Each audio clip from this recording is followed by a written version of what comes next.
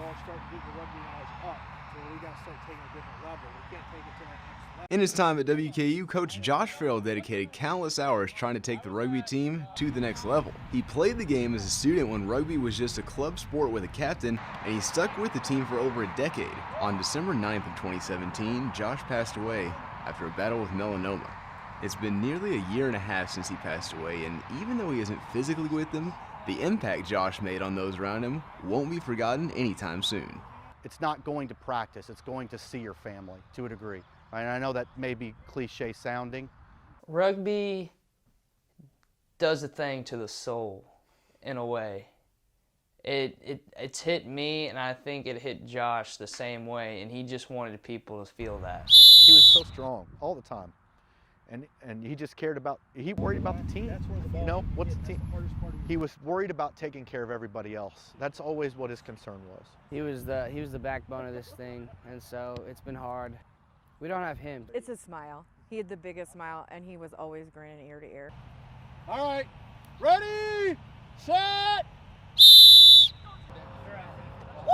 Josh always had a tendency to look at the bright side of things, even in his final days, and his glass-half-full attitude still sticks with his players today. I couldn't get into an apartment. I had nobody to stay with, so I called Josh and was just like, "Hey, man, I need somewhere to stay." And he was like, "You should have called me 2 hours ago. I've already got a room set up for you.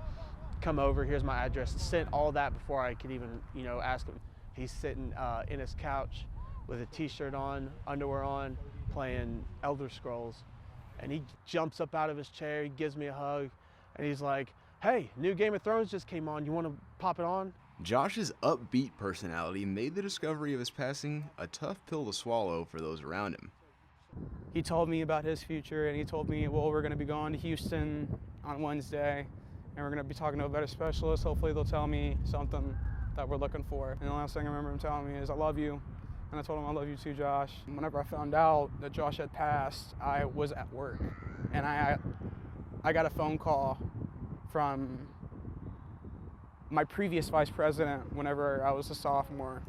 He told me that Josh had died, and I didn't believe him because I was like, I just talked to him. There's no way. He's just really sick. And then I saw in the group message that sure enough it was true. Josh had passed. I told my boss, and I had to keep working or I wouldn't have been able to work for the rest of my shift, and they really needed me, so I stayed working, and then I remember going to my car after that and just staying there for a while. He said he was going to see those people in Houston on Wednesday. That following Wednesday was his funeral. I didn't think it was going to be that soon.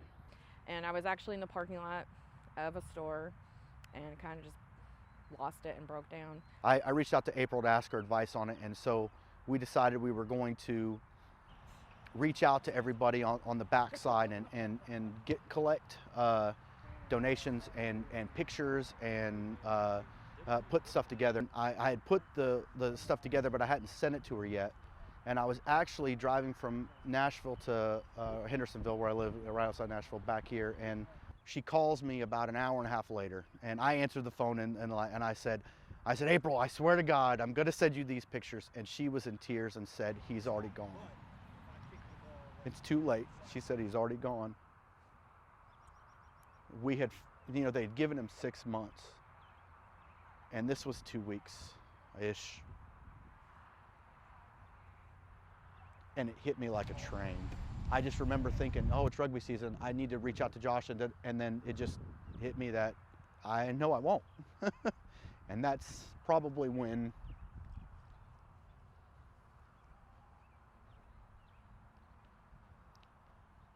you realize it. Even though he's gone in the physical sense, the rugby team made sure that Josh not only stays in their hearts and minds, but on their uniform as well. Usually in every single international match, what they do is they put the location and the team that they're playing on their sleeve, and it just seemed like a nice way to take Josh everywhere with this club. When it came time for Josh to be buried, he was not only surrounded by a majority of his friends and family, but also by his former players. We probably had close to maybe 150 ruggers show up, and everybody wore their jerseys from the years they played, and so we had everybody line up single file, walk up the aisle in their jerseys, and they each touched his casket one last time and said, "With you." And although coping with the loss of a coach and loved one is one of the most challenging things a person can be forced to do, The memory of Josh still manages to make those close to him appreciate the time they had. I think Josh would just want us to keep going. I like to think about a quote by Winston Churchill. He says, "If you're in hell, just keep going." And Josh wants us to keep going like any rugby player does. He keeps going. We got the ball, he keeps going. Take every moment you have and run with it. Like, you never know what's going to happen.